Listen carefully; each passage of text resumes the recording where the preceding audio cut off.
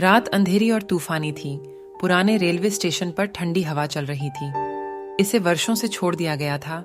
पटरियों पर घास फूस उगाया था और मंच समय के साथ खराब हो गया था।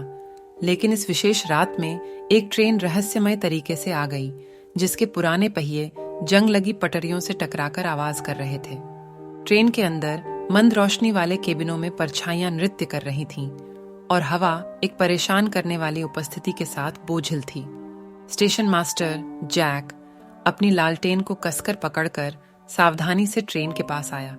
उसने कभी इस सुनसान स्टेशन पर ट्रेन को आते नहीं देखा था और उसमें से यात्रियों के निकलने के ख्याल से ही उसकी रीढ़ में सिहरन दौड़ जाती थी। जैसे ही ट्रेन के दरवाजे चरमरा कर खुले, जैक ने अंदर झांका और मुट्ठी भर यात्रियों को देखा। उनके चेहरे अंधेरे में छिपे हुए थे। उन्होंने पुराने जमाने की पोशाकें पहन रखी थीं, जिससे वे आधुनिक दुनिया में अप्रासंगिक प्रतीत हो रहे थे। उसने उनकी शक्ल सूरत जानने की कोशिश की, लेकिन उनके चेहरे धुंधले और विकृत लग रहे थे। झिझक के साथ जैक ने घोषणा की, हेवनब्रुक स्टेशन पर आपका स्वागत है, लेकिन मुझे पूछना होगा, आप सभी इतनी देर से कहां से आ रहे हैं?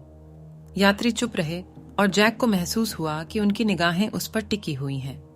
उसकी बाहों में रोंगटे खड़े हो गए और उसकी रीढ़ की हड्डी में एक भयानक एहसास उभर आया। उसे आश्चर्य हुआ कि क्या ये यात्री जीवित भी थे या अतीत के प्रेत मात्र थे।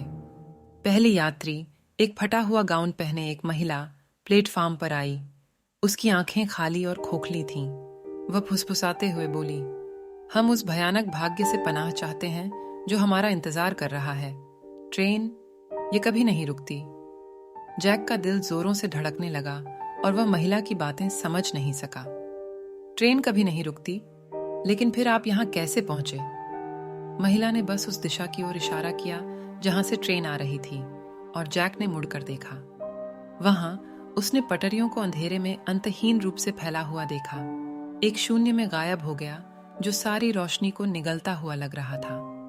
जैसे जैसे अधिक यात्री उतरे, हर एक के मन में उदासी और निराशा थी।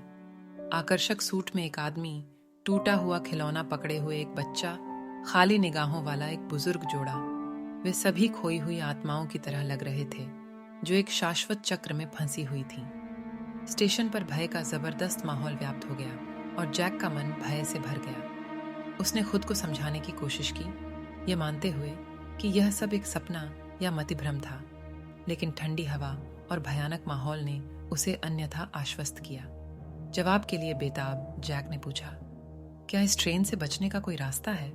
क्या मैं आपको शांति पाने में मदद कर सकता हूं? यात्रियों ने एक दूसरे की ओर देखा और जिस महिला ने पहले बात की थी उसने उत्तर दिया, इस अभिशाप को समाप्त करने का केवल एक ही तरीका है। एक बलिदान देना होगा, एक निर्दोष आत्मा को हमारी जगह लेनी होगी। सुझाव से भयभीत होकर जैक झिझका। वह किसी निर्दोष व्यक्ति को इस शाश्वत पीड़ा की निंदा नहीं कर सकता था, लेकिन वह हमेशा के लिए फंसी इन पीड़ित आत्माओं के बारे में भी नहीं सोच सकता था। जैसे जैसे रात बढ़ती गई, जैक ने अपना निर्णय लिया। वह यात्रियों को शापित ट्रेन से मुक्त कराने के लिए खुद का बलिदान दे देगा।